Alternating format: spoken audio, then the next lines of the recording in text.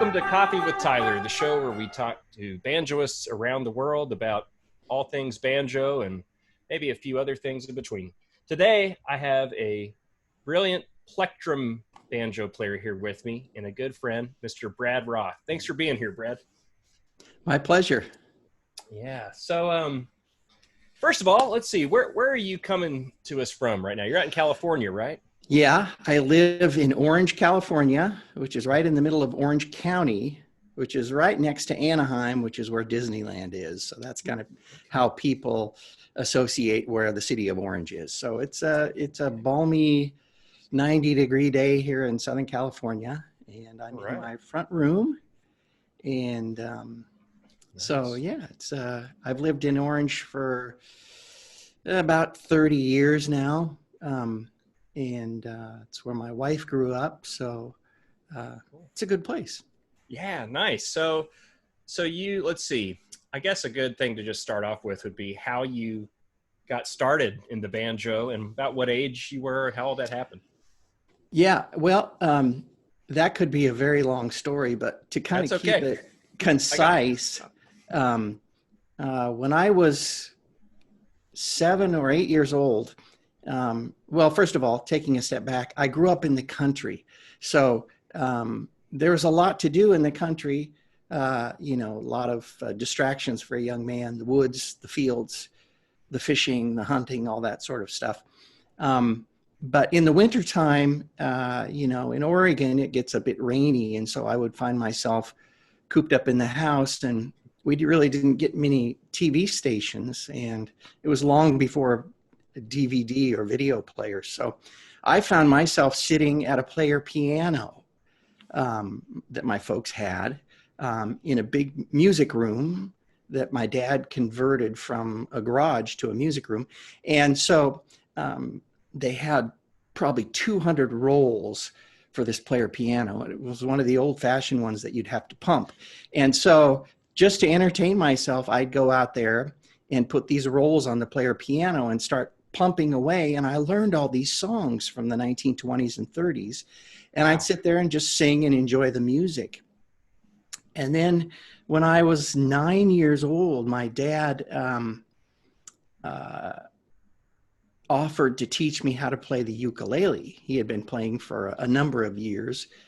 And about that time, he also started playing plectrum banjo and joined a banjo band in the town close to where we lived, Corvallis, Oregon. Okay. And so my dad taught me how to play the ukulele, and I started learning those songs that I've been hearing on the player piano, the typical 1920s songs, 5'2" and Ain't She Sweet and all that good stuff. Yeah. And so it was natural for me when I turned 11 to kind of graduate to the banjo. I was interested in it. The banjo band would come over to our house a couple of times a month to rehearse, and I'd go to their performances and things like that. They played at Shakey's Pizza Parlor once a week in Corvallis, and they played lots of gigs around the Willamette Valley when I was a kid, and I'd go to all of them. So I just kind of grew up with the music. And when I was 11, I started taking lessons from one of the banjoists in the Northwest Banjo Band. His name is Hank Doherty. And so he started teaching me. He was a good teacher. He taught me with music, not just by watching what he did, but he actually sat down and taught me how to read music and would write out the banjo parts for me. So he was a good teacher. And so shortly thereafter, I think I took from Hank for a couple of years. Okay. And then up in Portland, Oregon, there's a gentleman named John McKinley, who is a very well-respected banjoist on the West Coast, and played a very Peabody-esque sort of style. And so it was a long drive from my house up close to Lewisburg all the way into Lake Oswego, which is close to Portland. But John took me on as a student, and my mother would drive me up there once a week, 70 miles each way. Wow. To take a banjo lesson. So John also was an excellent teacher, and I think I studied with him for almost 3 years. And at that point, I was kind of left on my own to figure it out. Sure. So I started listening a lot to recordings, and I was naturally attracted to Peabody because it seemed like something that was achievable. I loved his melodic, rhythmic style. I thought it was exciting. As a young boy, it was much more exciting than listening to what I was hearing on the radio at that time, which was yeah. The Rolling Stones and the Beatles. Yeah. And so it just, I loved the sound of the instrument. And so I had a burning desire to learn how to play that melodic percussive style that Peabody played. So that was my goal. And I listened to his recordings over and over again. His Banjo Wizardry LP was one of my favorites. Sure. And so I camped out with that recording for quite a number of years and learned a lot from it. In addition to that, I was lucky enough to play a lot of banjo shows here on the West Coast when I was a kid. And I met up with a guy, his name was Frank Vodich. Yeah, I've heard of Frank Vodich. Yeah, okay. Yeah, okay, yeah. Great guy, plectrum banjo player. He knew Eddie, and Eddie would visit him in San Francisco quite often. Of course, Frank would go watch him play when he was playing in the Bay Area. But, Eddie actually taught Frank a lot of what Frank taught to me. So I got it sort of secondhand. I got the Peabody stuff secondhand from Frank Vodich. And he was very giving with all that stuff. He didn't hold anything back. He knew I was interested in learning that Peabody style, and he loved it. He loved the fact that there was a young person who was interested in that. So I'd go over to Frank's house whenever I was in California for 3 or 4 days, and we'd just sit there and we'd work on Peabody tunes. And he'd help me, he'd listen to me, and he'd correct me, and I would record them all. And it gave me a wealth of information. And he really helped me figure out some things that were very perplexing to me when I was a kid. The rhythmical complexity of what Peabody did was really hard for me to master. Yeah, looking back on it, it seems fairly simple, but that's kind of how I got started in the progression of my earlier years before I came to California. Right. Okay. Wow. Well, that's really cool to have Frank Vodich be the in-between guy. Like for me, my teacher was a guy named Buddy Griffin, and he learned a lot of stuff from some guys in the 20s and Paul Buskirk and some of these musicians. So I have a few musical grandparents, I call them. I guess Eddie Peabody is one of your musical grandparents. So that's really cool. Yeah, for Very sure. Cool. Yeah. So, it's funny too, you mentioned the rhythmic challenging stuff. And this is just my opinion here. I feel like as 4-string banjoist, and I have to keep in mind some of the people listening to this might not even know who Eddie Peabody is. So, but in our world, he's one of the big dogs. And sometimes I hear him referred to as, it's just that Eddie Peabody style, or it's real wacka wacka wacka or whatever. And I don't feel like they get what he was about. I mean, he was incredible. And I understand there are some of the later recordings where he's a little more showy and stuff, but he's still playing this incredibly musical, complicated style. And some of those, I guess you'd call them licks, are really hard to get down. And he just blows them out like it's nothing. I remember a guy, and we've talked about this guy before, and I know he knew you and your father, but John Hunsberger said he would come up to me when I was a kid and say, "Oh man, how do you do that that stroke, there's a couple of these strokes that he would ask me about, and I didn't really know. I was playing more tenor at the time, of course, and he would mention you specifically. He'd say, one of these days I'm going to have Brad Roth sit down and show me how to do that. He's the best at that. He talked about it every single time we got together. I just thought that was funny, but yeah. It's interesting that you mention him, because he was the main reason why my dad started playing banjo. He was the leader of the Northwest Banjo Band at that time. John Huntsberger? Yeah, John Huntsberger, yeah, up in Corvallis. Cool. I think he was finishing up his doctorate at Oregon State University, which is there in Corvallis, Oregon. And my dad heard the band play, and he expressed interest to John. I'd love to join the band and learn how to play the banjo a little bit. So John helped him find a banjo, and I think gave him a few banjo lessons. Cool. Yeah. So wow. John is kind of indirectly responsible for me playing banjo. But we maintained a friendship for many years, and he would come into Southern California, and every time I saw him, he wanted me to go over the syncopated eighth note stroke that Peabody does. That's the one. And it's interesting to try to teach that to people, because really, if you examine it from a purely musical standpoint, it's really not very complex. Mm-hmm. But if you don't know how to analyze it and you hear it recorded, it sounds impossible. Yeah. Or it sounds very confusing, but it sounds like it would be confusing to figure out. It sounds great in the music because it's so dynamic, and because it has that rhythmic pattern that accents different parts of the beat. People get thrown off by it. So it really is something you have to study and kind of dig into. And then on top of that, the thing that kind of pushed me over the edges to being able to play these things and make them sound musical was hearing them in my head. And the reason I say that is because a lot of people that I've tried to teach in the past can get the technical side of this stuff. They can understand how to subdivide a beat, how to subdivide quarter notes into triplets or eighth notes or 30-second notes.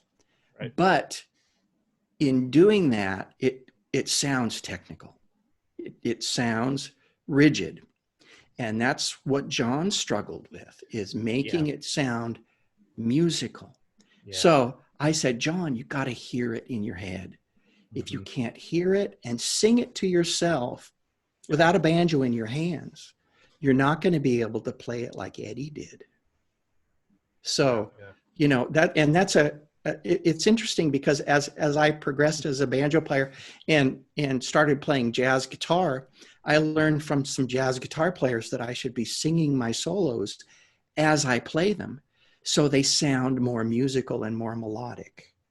And as I did that, it changed my playing dramatically, just like listening to those Peabody recordings over and over and over and over again, and being able to sing those rhythms to myself without a banjo in my hands.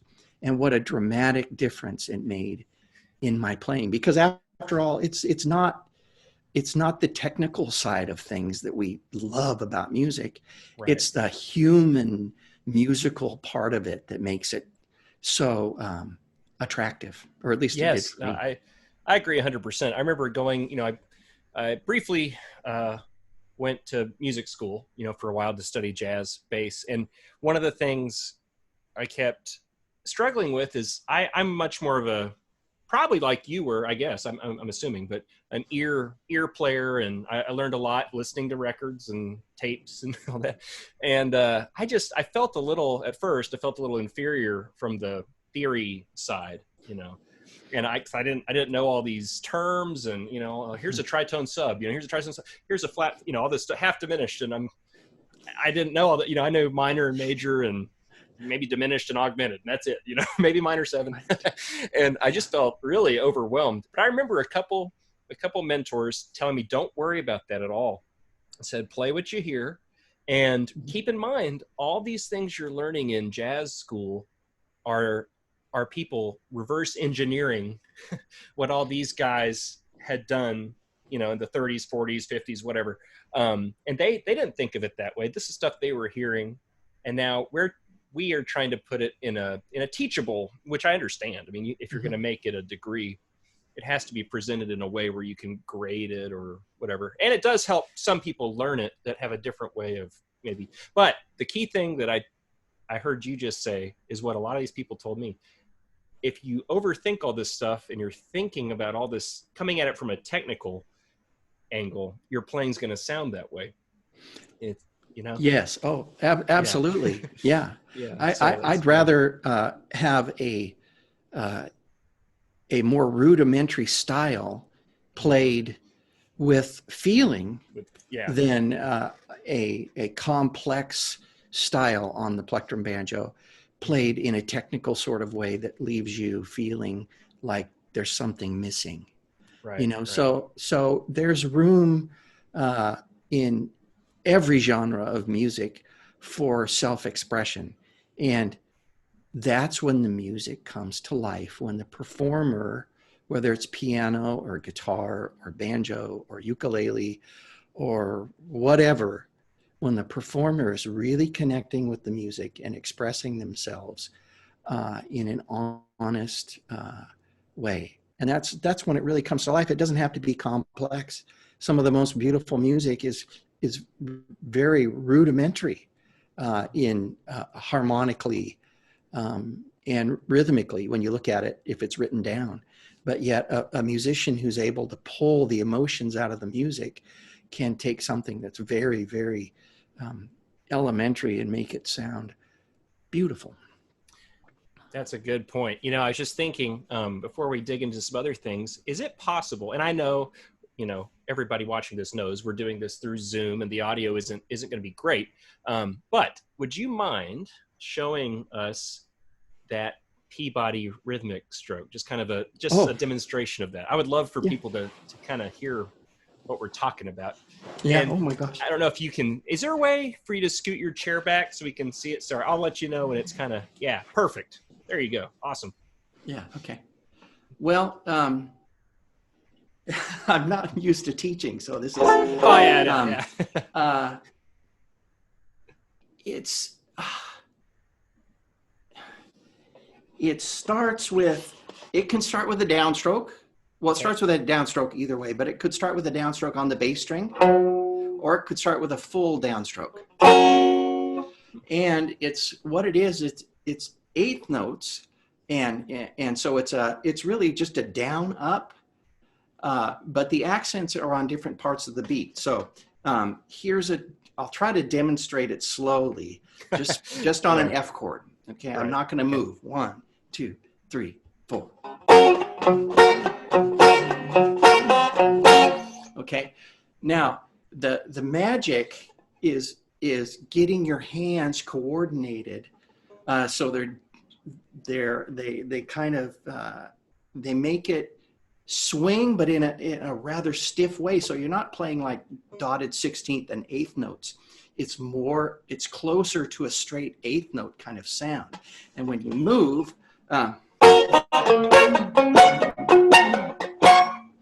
so there's the accent right there. The famous Peabody run in Robert E. Lee is in F, and it goes like this.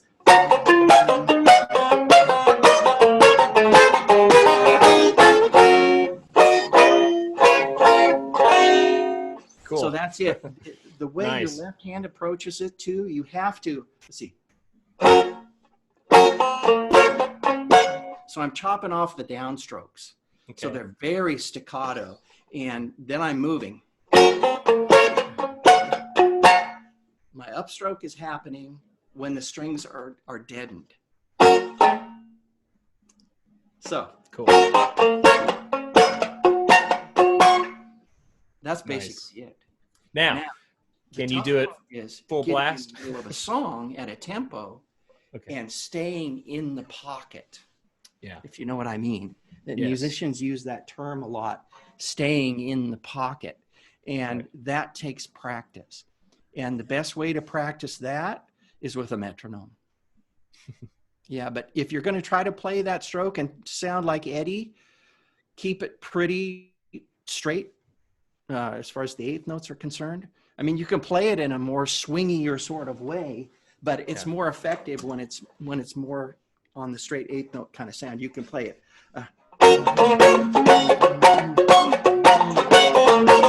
You know, that's more of a swingy sort of way to play it, but Eddie didn't play it that way. He played it like this.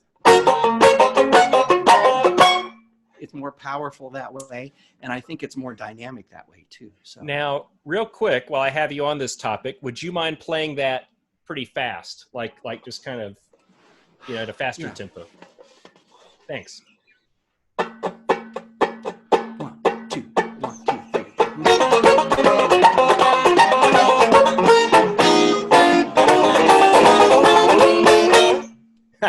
Great, man. Thanks. That's awesome. That stuff is so fun. You know, it is so fun to hear and see done at that level. I mean, what I love about you personally is, what I love about you is you're fun. You know, you're an amazing, you know, musician, and I guess you could say technician, but it's fun. You know, it sounds effortless, and it sounds, of course, I know that all of that is the end result of lots of practice and lots of work with a metronome, which I try to preach to people a lot too.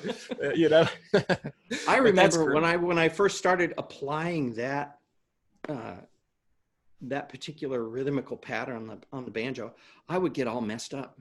You know, I'd either come in early or I'd come out of it at the wrong time. I wouldn't remember where beat 1 is sometimes, and it would really mess me up.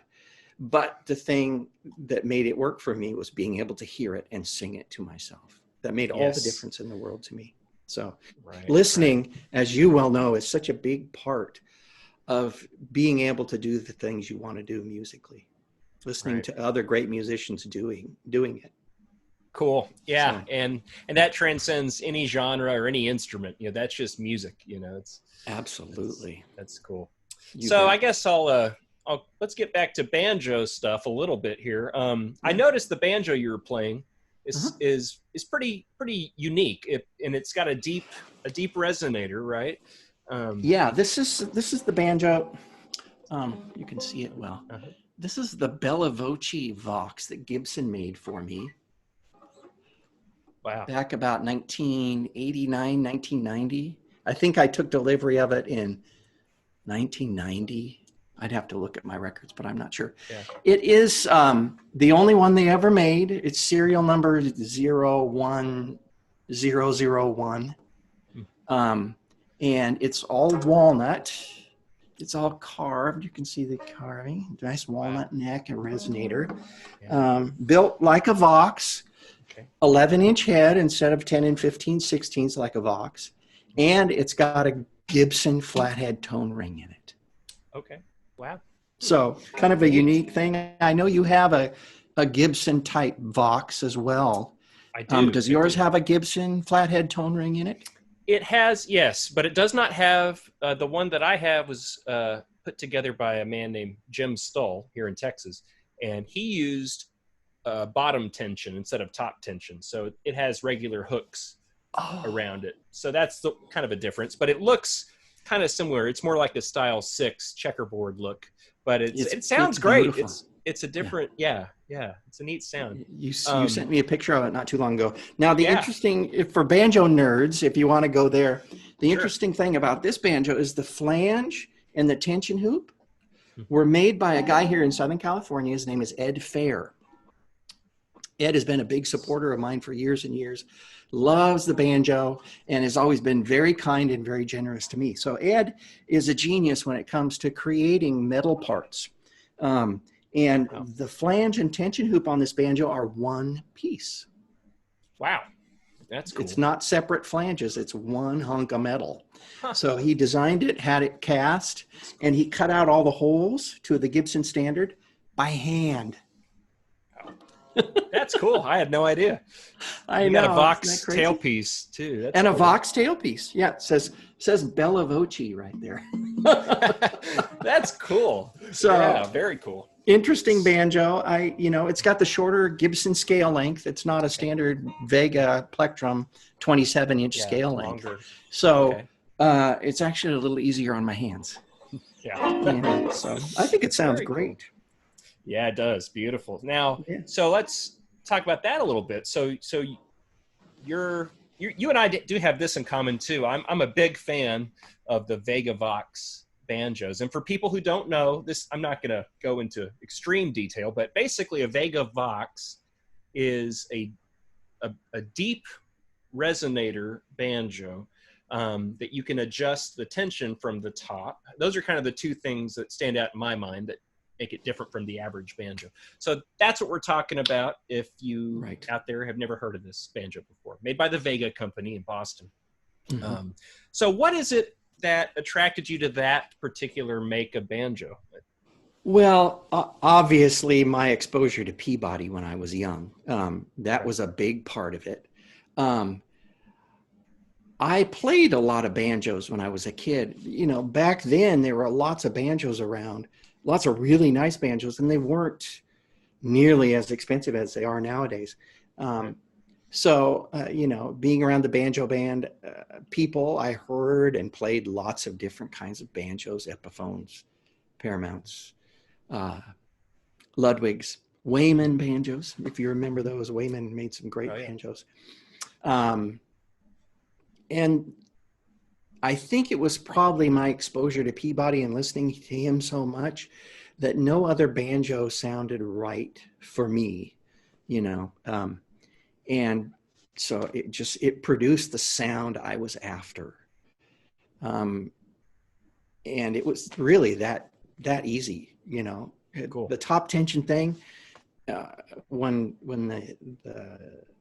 the plastic heads came into use, the top tension thing was not that big of a deal. I think they probably designed it so that it was easy to tighten the head for people who were traveling or using, skin heads back in the day. Although when I started using leather heads on my Vox banjos, I didn't find that I needed to really adjust them very much at all. And I played all over the country, up in the Rockies, down in Georgia, everywhere, in Europe, in Japan. And I didn't really have much trouble with the skin heads I was using. Now, if I was in an extremely humid situation, I would notice that the high end edge would kind of be lost on my banjo a little bit. And I just tighten it, quarter turn on each lug, and I was back in the sweet spot. So it was very easy to maintain. Matter of fact, my leather heads lasted significantly longer than the plastic heads I'd been using. Isn't that interesting? Yeah. So anyway, that brings up another interesting story about my quest for tone when it comes to plectrum banjo. And the standard was really the Banjo Wizardry album at Eddie Peabody, because I thought, and I still think to this day, that is the best recorded banjo sound I've ever heard. And if some of the listeners or anybody watching this would like to check it out, it is a remarkable recording. Eddie plays great on it, and the arrangements are fun. There's lots of great things to learn from that recording, but just listen to the sound of his banjo. It's remarkable. And interesting story to go along with that. Frank Vodich, of course, a big Peabody fan, he had a number of letters that Peabody had written to him over the years. And he'd show me that stuff when I was at his house. And I said, Frank, what do you think about skin heads? Because I'd never used one before. And he said, well, yeah, I used to use them. He said Eddie loved them. And he would, even after plastic heads came out, Peabody would mount a skin head to his banjo if he did any recording. Wow. So according to Frank, and according to a letter that Frank had from Eddie, it's true. Eddie says, I use a plastic head when I'm on the road just for convenience. But he said, if I record with a skin head, with a leather head. And right in the letter, it said, because they sound sharper. That's what Eddie said. They sound sharper. Wow. So that's where my quest to try it out started. Okay. And so that's interesting. I'd have to agree with him. It's a better tone. And your Vox 3 tenor sounds awesome with a leather head on it. Thanks. I'll grab them real quick. I got this one here, and this has a leather head on it. Then this one too, my original one, it has a skin head. So they're both. Most of my banjos have leather heads, but I don't know. There are times, and to be honest, I grew up in Houston, about the most humid place in the world, and played outdoor gigs with skin heads. And I don't know if it's just maybe sometimes people get lower quality heads.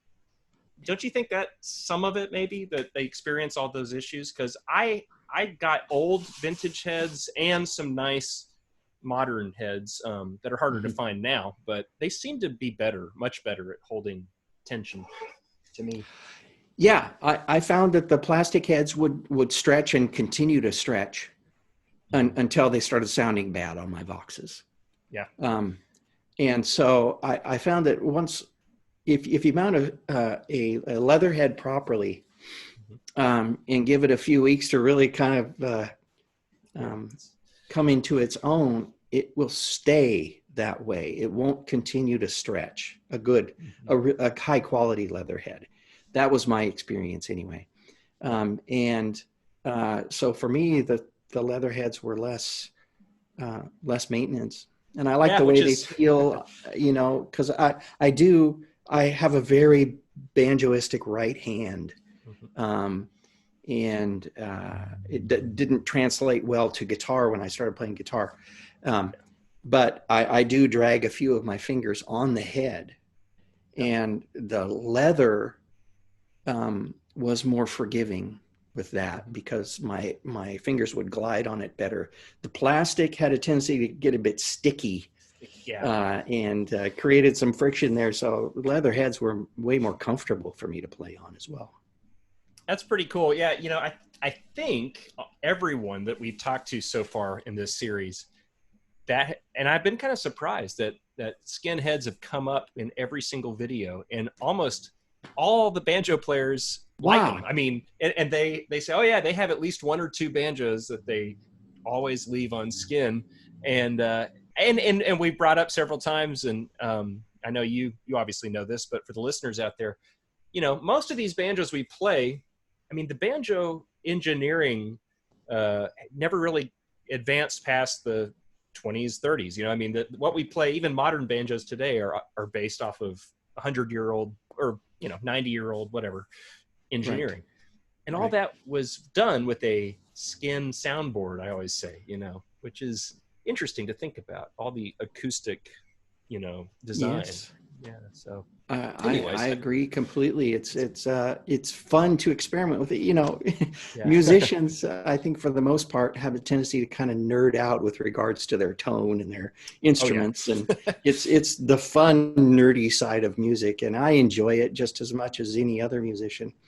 But it was a great learning experience for me. And another guy who taught me a lot about skinheads on banjos was Wayne Phillips.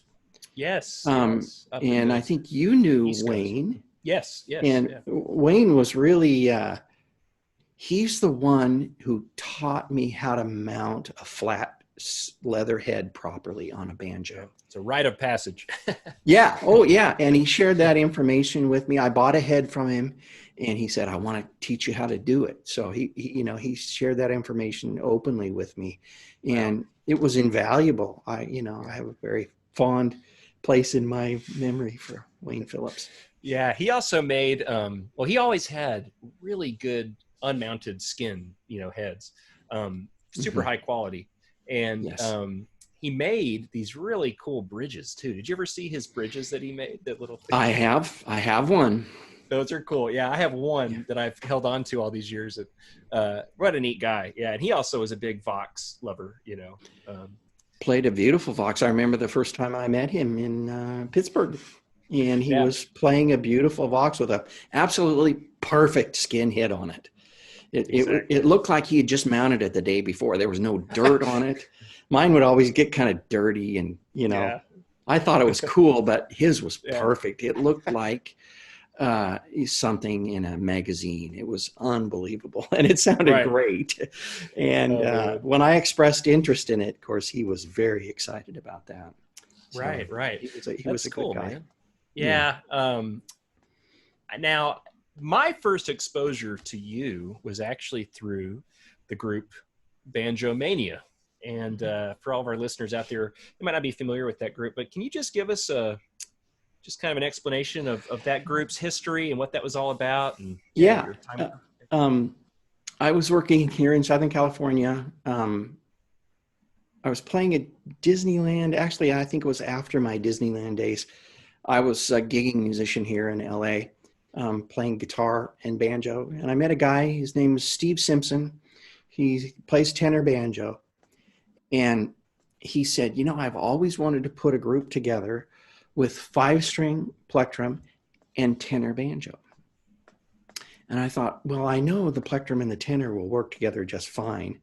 But, what kind of 5-string banjo player is going to want to play in A flat or, flat keys or play the type of music that a plectrum banjo player or a tenor banjo player would play.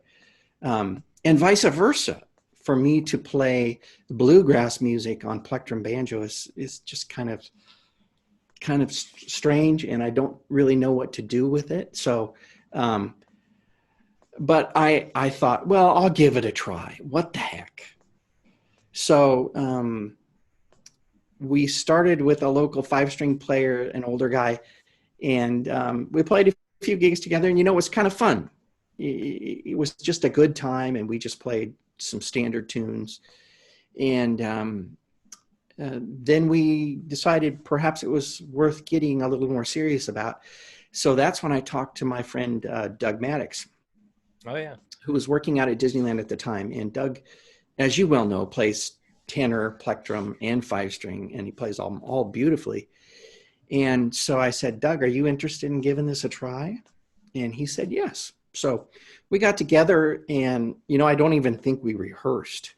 We may have had one short rehearsal, and we went and we just recorded a record. Back then it was, I think it was before CDs. Okay. And I think it was just released on cassette tape, so it wasn't actually pressed into vinyl. But it just worked, because Doug, being a plectrum player as well, he understood the music. And so he was able to, in a great and very musical way, kind of combine what he knew on 5-string with what he knew of, popular music from the 1920s that I loved to play. And so we did a little bit of both. We did some bluegrass tunes and we did some 1920s tunes. Anyway, we got to doing some stuff around here in Southern California and playing some pretty nice gigs. And then Steve, the tenor player, started doing some promoting, and we got a nice contract with community concerts. And so we went back to New York and did their big audition that they have at downtown at Carnegie Hall. Oh, wow. Yeah. And not in the big room, but in a smaller room. So I never got to actually play in the big room at Carnegie Hall. But it was there in the same building. They don't let banjo players in that other place, I think. Oh, yeah, that's what I heard. Yeah. So anyway, we got very busy and we bought a bus and we started traveling. Steve was able to book us on the Grand Ole Opry, which we did half a dozen times.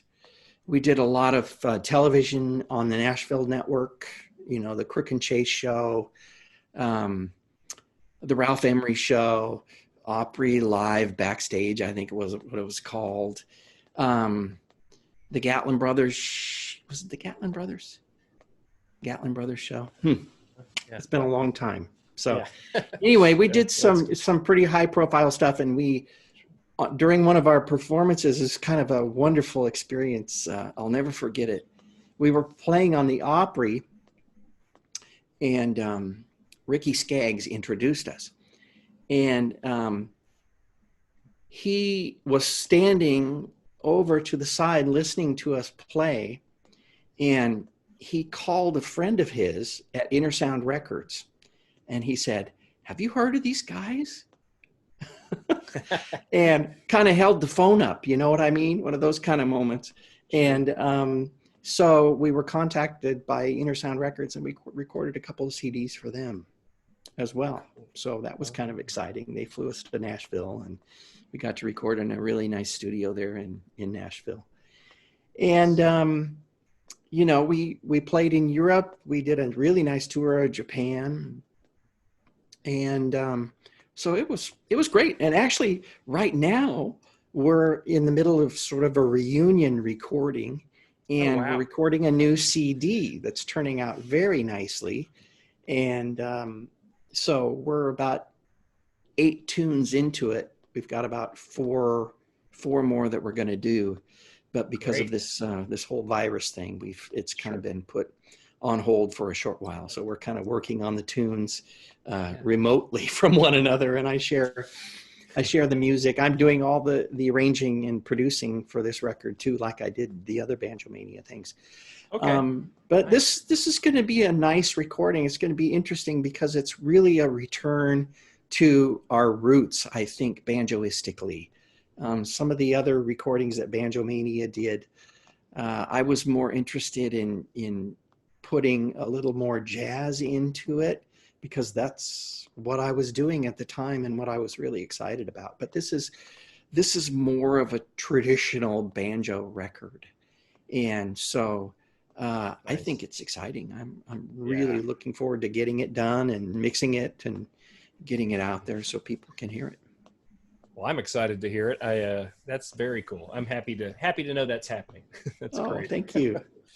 Very cool. So, you know, we've touched on a lot of very cool stuff. This has been a blast. I do want to talk a little bit about, let's see, you have a wonderful family. You have 2 daughters, right? Yes. Yeah. Great. Cool. And are they involved in music or the arts? Or? They're both very talented musically.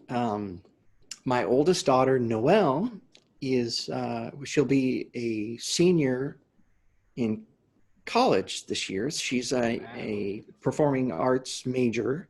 So she's a great little actress. She's a terrific dancer. She sings beautifully. As a matter of fact, Noelle and Sophie and I have a YouTube channel called Euphoric Swing. Cool. And so we post videos that we record right here in the front room. You'll see that chair in our videos if you check it out. Nice. And we're doing, stuff from the Great American Songbook, swing numbers from the 30s to the 50s. Good stuff. Some Peggy Lee stuff, some Ella Fitzgerald stuff. I play guitar on most of it, although I do play banjo on one of the cuts that we did of the tune 42nd Street. But my girls, both of them are very musical. My youngest, Sophia, is kind of my mutant musician. She's just gets music. She understands it. She feels it. She has a lot of talent in her hands. She plays piano beautifully. She sings beautifully, just like my older daughter, Noelle. Sophie, if you watch Euphoric Swing, you'll see her playing brushes. Okay. On a snare drum. Yes. So she has a very good sense of time. Cool. She swings. The jazz bass players that I play with, they love it when Sophie plays brushes because she swings. And she has such a nice feel to what she does. So she also leads worship at church. So she's gifted in that way as well. And they're both excellent dancers. They were both homeschooled, so they were raised at home, doing school at home. So they needed some physical activity. So we just enrolled them at the dance academy here in Orange. And they're both excellent tap dancers. Wow. Matter of fact, if you watch the Euphoric Swing channel, the number 42nd Street where I play banjo, they tap dance as well on there, so you could see them That's cool. And they're great. They're fun. I love doing music with them. I love recording those old songs for the Youth Fork Swing channel with them. It's as far as just satisfaction and enjoyment, it's up at the top for me. Doesn't get much better, huh? Yeah, it's great. So that's great. They're wonderful. That's great to hear. You know, it's obvious you're very proud. That's really cool. Nice, man. Well, that's neat. Well, I'm hoping sometime either this year or next year, you and I can do some stuff together, because I really enjoy what you do, and I think it'd be a lot of fun. So I'm gonna keep my fingers crossed that that works out. Well, that would be super fantastic. I have to say that jam session we had, 3 or 4 months ago now. Yeah, it was really a blast. And what I appreciated, well, there's lots of things I love about your playing, but I think you and I kind of have the same mindset in a lot of ways. And I think you're like me. I enjoy accompanying other musicians as much as I enjoy being the soloist. So I love being in a very impromptu jam session situation like we were in. And I love listening to the other musicians. And I love doing my very best to accompany them so they feel comfortable playing. And I noticed that about you. So I think perhaps we could do some really great things together musically. And I think our styles certainly match up well, and it would be a blast to do something like that. Well, that's good to hear, because I'm definitely feeling the same way. You know, and it's cool mentioning, Banjo Mania. Combining different tunings of banjos is always really neat. I mean, the way you guys did 5-string, plectrum, tenor. But that's one of the things I enjoyed getting to the little time we had together is a reminder of how neat tenor, and as far as 4-string banjos go, how neat tenor and plectrum complement each other. It's a cool marriage.